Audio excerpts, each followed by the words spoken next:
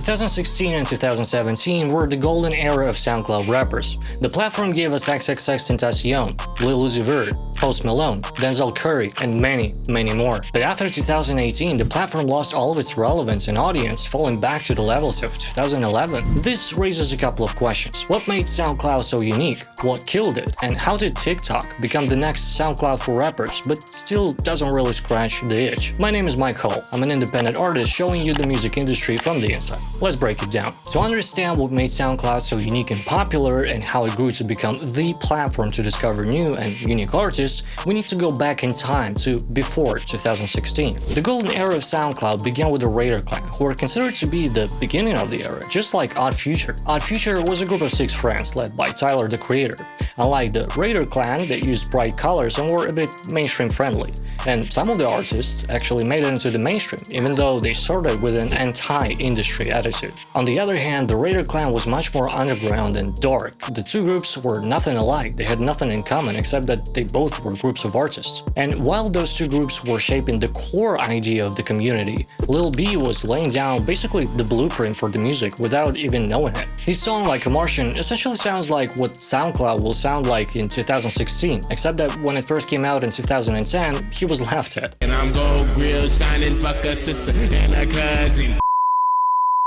But he was important for what was to come, because his mentality was that he was just having fun and wasn't trying to impress anyone. He was rapping about sex, money, and looks, and it became the textbook lyrics for the SoundCloud era that was yet to come. The golden era of SoundCloud is considered to be around 2016 and 2017, because the music released during those 2 years went on to become not only popular, like Paris by Suicide Boys, Tell me what you know about the motherfucker at the bottom with a gold grill gleaming, make audio prime. Stop.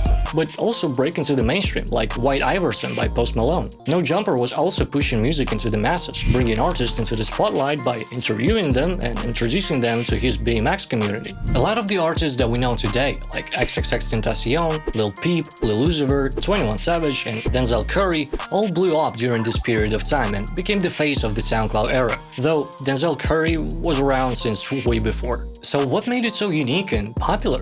Honestly, it was just the perfect combination of a time when artists were just having fun, making music they liked, and taking the fans-first approach. They weren't trying to go mainstream, at least not yet. They just wanted to pay the bills and vibe with their audiences. It was a moment in history when anyone with a little bit of knowledge of how to make music and a passion behind it had a real chance not only to be heard, but also to build a real community. The artists themselves were sort of a community. You can find tons of pictures where artists that we all know today were rocking underground stages together in their early days. That's what made SoundCloud so unique. There was a sense of unity. That was also around the time when the XXL freshman list started picking up the SoundCloud artists, and in a way, it was the end of the community-first music era of SoundCloud. By the end of 2017, most of the artists whose popularity had exploded in 2016 or 2017 were now mainstream and signed to major record labels. The world saw this safe haven that gave us those artists, and SoundCloud got flooded with bad music, kids trying to blow up, and boy, it gets worse. Music took a backseat and looks became the key factor, with rainbow hair,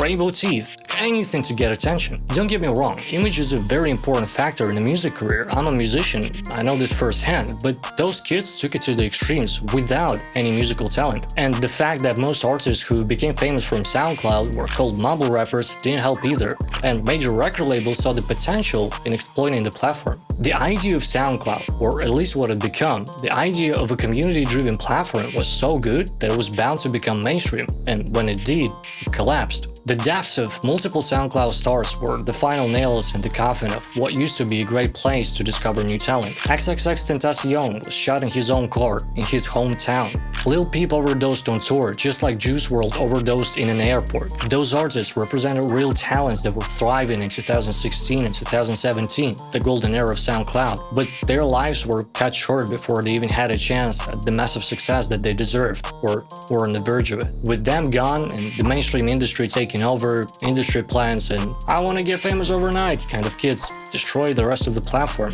It wasn't about the community anymore. So a lot of artists immigrated to TikTok after Lil Nas X showed the world that you can get a #1 song using the platform. But TikTok is repeating the fate of SoundCloud, at least for musicians.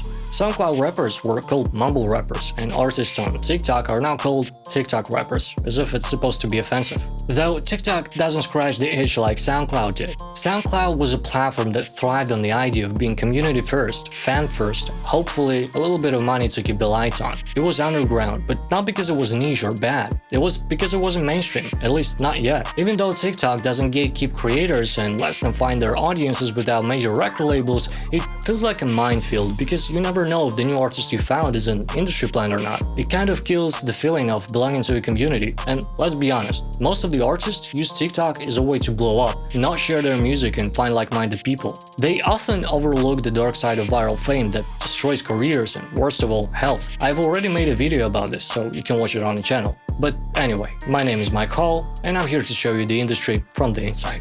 Subscribe for more, stay awesome, and keep making this world a better place.